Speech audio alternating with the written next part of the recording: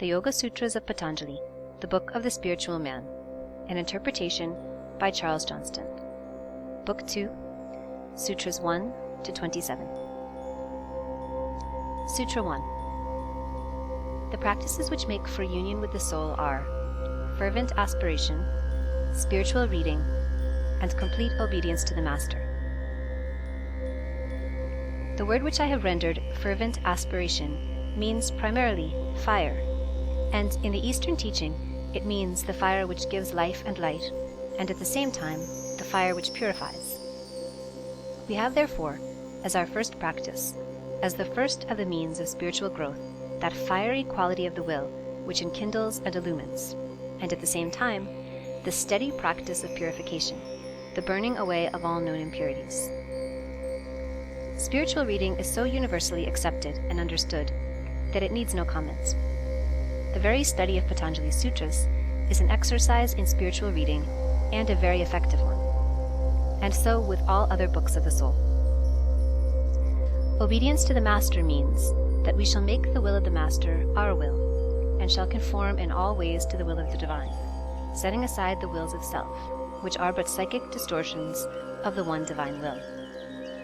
The constant effort to obey, in all the ways we know and understand, will reveal new ways and new tasks, the evidence of new growth of the soul. Nothing will do more for the spiritual man in us than this, for there is no such regenerating power as the awakening spiritual will. Sutra 2. Their aim is to bring soul vision and to wear away hindrances.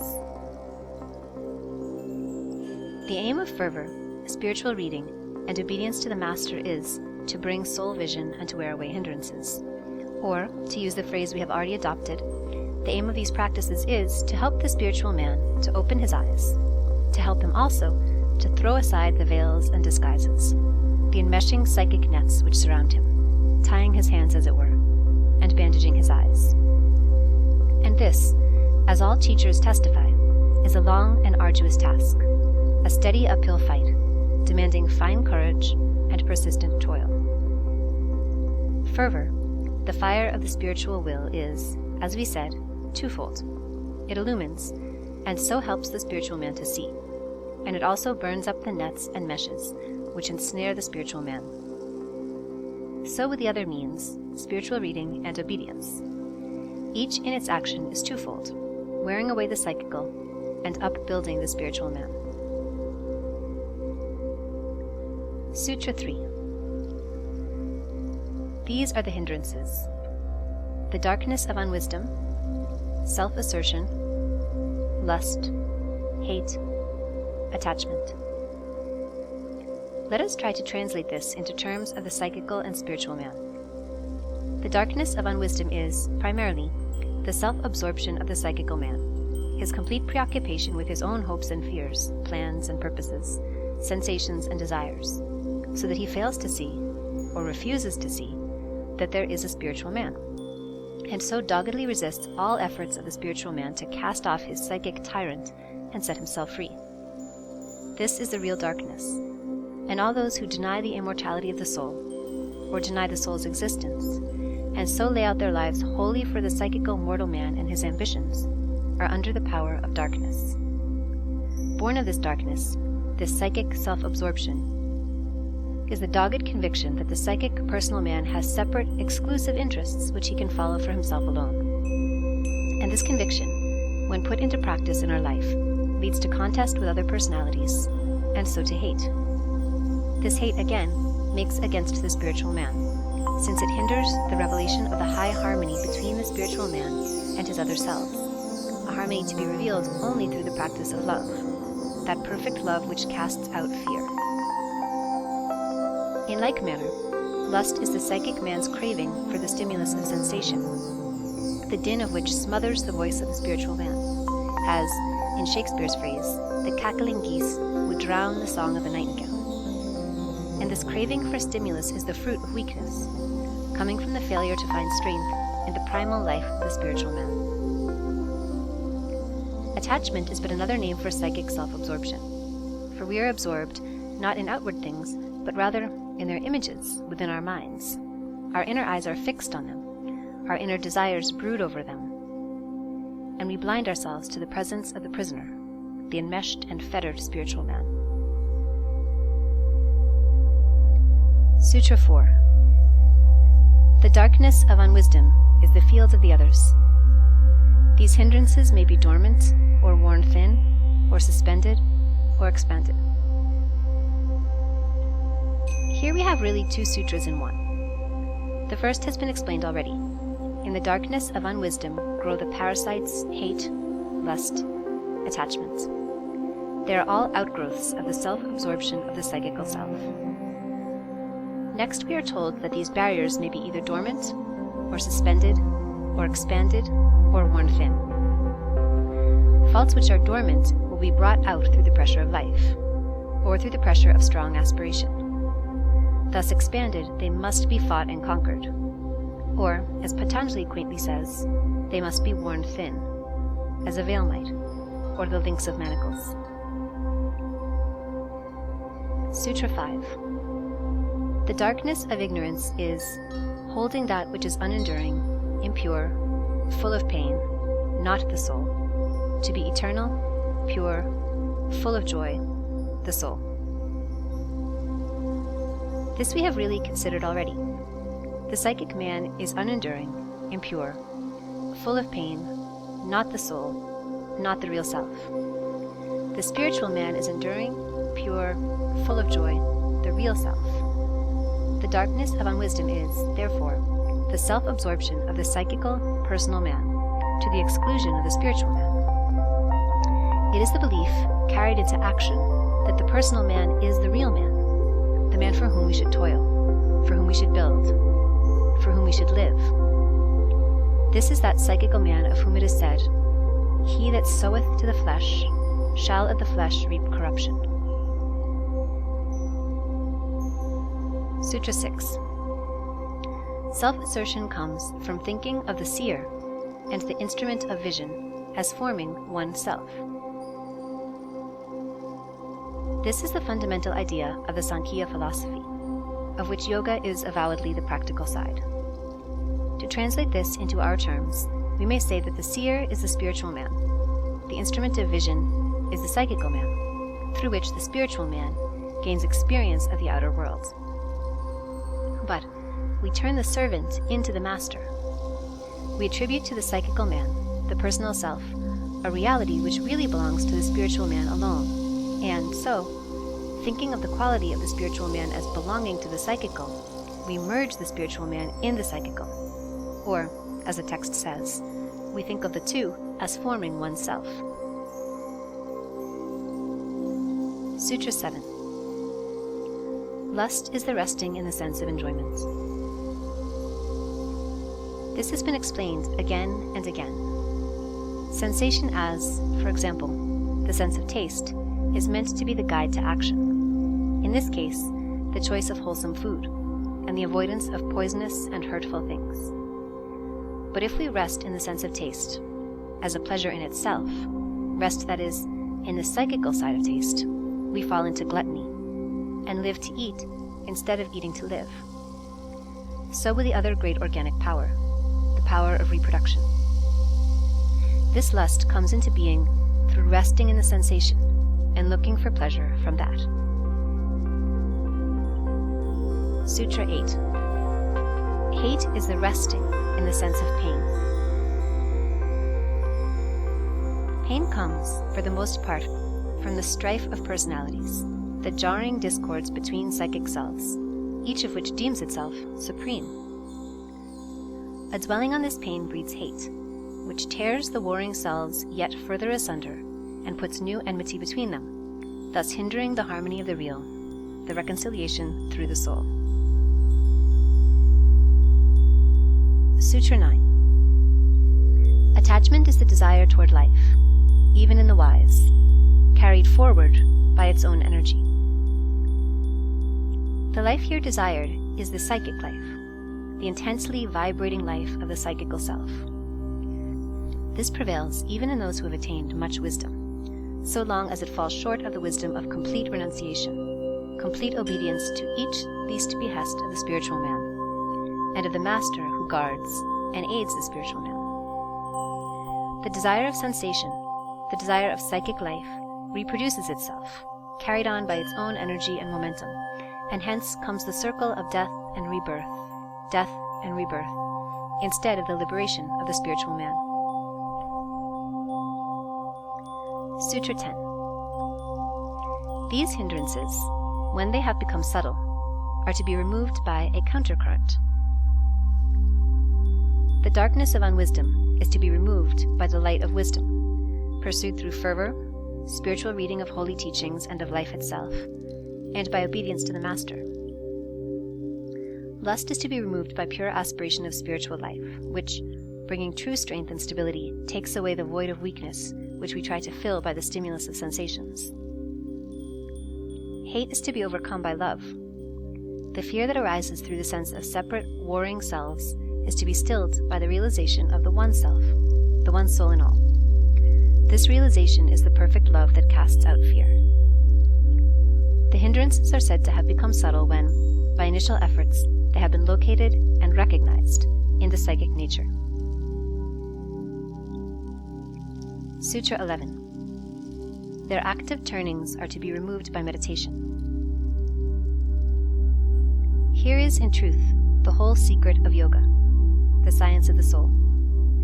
The active turnings, the strident vibrations of selfishness, lust, and hate are to be stilled by meditation, by letting heart and mind dwell in spiritual life, by lifting up the heart to the strong, silent life above, which rests in the stillness of eternal love and needs no harsh vibration to convince it of true being.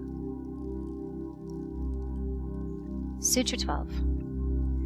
The burden of bondage to sorrow has its root in these hindrances. It will be felt in this life or in a life not yet manifested. The burden of bondage to sorrow has its root in the darkness of unwisdom, in selfishness, in lust, in hate, in attachment to sensation. All these are, in the last analysis, absorption in the psychical self, and this means sorrow, because it means the sense of separateness, and this means jarring discord and inevitable death.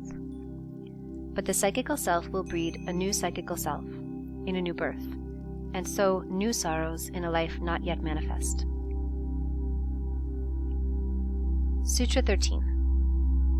From this root there grow and ripen the fruits of birth, of the lifespan, of all that is tasted in life.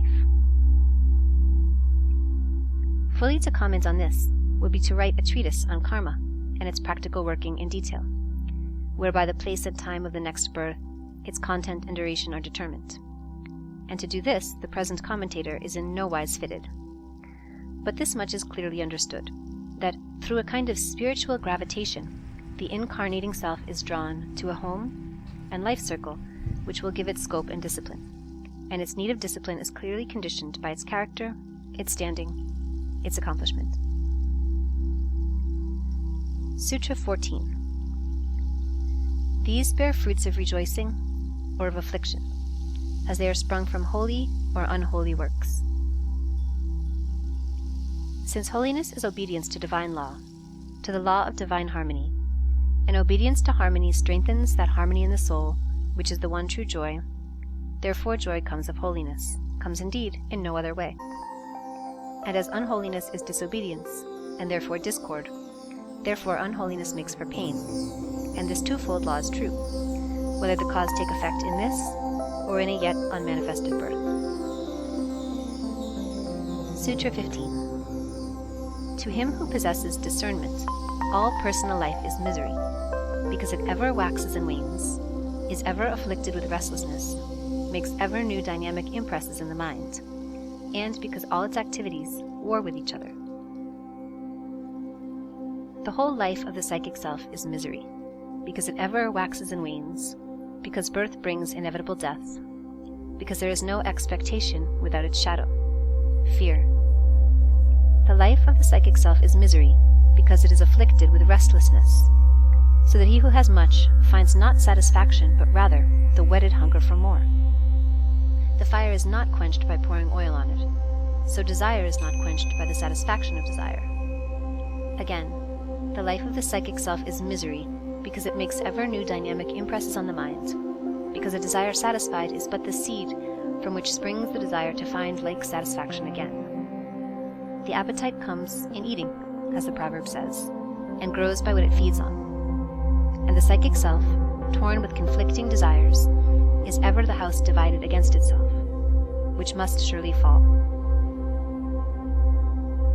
Sutra 16. This pain is to be warded off before it has come. In other words, we cannot cure the pains of life by laying on them any balm. We must cut the root, absorption in the psychical self. So it is said, there is no cure for the misery of longing, but to fix the heart upon the eternal. Sutra 17. The cause of what is to be warded off is the absorption of the seer in things seen. Here again we have the fundamental idea of the Sankhya, which is the intellectual counterpart of the yoga system. The cause of what is to be warded off, the root of misery, is the absorption of consciousness in the psychical man and the things which beguile the psychical man. Their cure is liberation. Sutra 18. Things seen have as their property manifestation, action, inertia. They form the basis of the elements and the sense powers. They make for experience and for liberation. Here is the whole philosophy of life. Things seen, the total of the phenomena, possess as their property manifestation, action, inertia, the qualities of force and matter in combination. These, in their grosser form, make the material world. In their finer, more subjective form, they make the psychical world, the world of sense impressions and mind images. And through this totality of the phenomenal, the soul gains experience and is prepared for liberation. In other words, the whole outer world exists for the purposes of the soul, and finds in this its true reason for being. Sutra 19. The grades or layers of the three potencies are the defined, the undefined, that with distinctive mark, that without distinctive mark. Or as we might say, there are two strata of the physical and two strata of the psychical realms. In each, there is the side of form and the side of force. The form side of the physical is here called the defined. The force side of the physical is the undefined, that which has no boundaries. So in the psychical, there is the form side, that with distinctive marks, such as the characteristic features of mind images, and there is the force side, without distinctive marks, such as the forces of desire or fear, which may flow now to this mind image, now to that. Sutra 20. The seer is pure vision. Though pure, he looks out through the vesture of the mind. The seer, as always, is the spiritual man whose deepest consciousness is pure vision, the pure life of the eternal. But the spiritual man, as yet unseeing in his proper person, looks out in the world through the eyes of the psychical man, by whom he is enfolded and enmeshed. The task is to set this prisoner free, to clear the dust of ages from this very temple. Sutra 21. The very essence of things seen is that they exist for the seer. The things of outer life, not only material things, but the psychic man also, exist in very deed for the purposes of the seer, the soul, the spiritual man. Disaster comes when the psychical man sets up, so to speak, on his own account, trying to live for himself alone, and taking material things to solace his loneliness. Sutra 22. Though fallen away from him who has reached the goal, things seen have not altogether fallen away, since they still exist for others. When one of us conquers hate, hate does not thereby cease out of the world, since others still hate and suffer hatred. So with other delusions, which hold us in bondage to material things, and through which we look at all material things. When the colored veil of illusion is gone, the world which saw through it is also gone. For now we see life as it is, in the white radiance of eternity. But for others the colored veil remains. and therefore the world thus colored by it remains for them, and will remain till they too conquer delusion. Sutra 23. The association of the seer with things seen is the cause of the realizing of the nature of things seen, and also of the realizing of the nature of the seer. Life is educative. All life's infinite variety is for discipline, for the development of the soul. So passing through many lives, the soul learns the secrets of the world, the august laws that are written in the form of the snow crystal, or the majestic order of the stars. Yet all these laws are but reflections, but projections outward, of the laws of the soul. Therefore, in learning these, the soul learns to know itself. All life is but the mirror wherein the soul learns to know its own face. Sutra 24. The cause of this association is the darkness of unwisdom. The darkness of unwisdom is the absorption of consciousness in the personal life, and in the things seen by the personal life. This is the fall, through which comes experience, the learning of the lessons of life. When they are learned, the day of redemption is at hand. Sutra 25. The bringing of this association to an end, by bringing the darkness of unwisdom to an end, is the great liberation. This is the seer's attainment of his own pure being. When the spiritual man has, through the psychical, learned all life's lessons, the time has come for him to put off the veil and disguise of the psychical, and to stand revealed a king in the house of the Father. So shall he enter into his kingdom, and go no more out. Sutra 26. A discerning which is carried on without wavering is the means of liberation. Here we come close to the pure Vedanta, with its discernment between the eternal and the temporal. St. Paul, following after Philo and Plato, lays down the same fundamental principle. The things seen are temporal, the things unseen are eternal. Patanjali means something more than an intellectual assent, though this too is vital.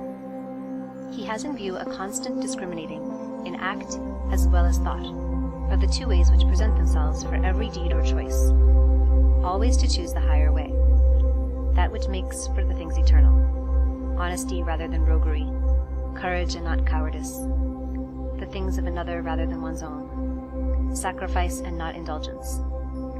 This true discernment, carried out constantly, makes for liberation. Sutra 27. His illumination is sevenfold, rising in successive stages. Patanjali's text does not tell us what the 7 stages of this illumination are. The commentator thus describes them. First, the danger to be escaped is recognized. It need not to be recognized a second time. Second, the causes of the danger to be escaped are worn away. They need not be worn away a second time. Third, the way of escape is clearly perceived by the contemplation which checks psychic perturbation. Fourth, the means of escape, clear discernment, has been developed. This is the fourfold release belonging to insight. The final release from the psychic is threefold. As fifth of the 7 degrees, the dominance of its thinking is ended. As sixth, its potencies, like rocks from a precipice, follow themselves. Once dissolved, they do not grow again. Then, as seventh, freed from these potencies, the spiritual man stands forth in his own nature as purity and light. Happy is the spiritual man who beholds the 7-fold illumination in its ascending stages. End of Book 2, Sutras 1 to 27 of the Yoga Sutras of Patanjali, the Book of the Spiritual Man. An interpretation by Charles Johnston.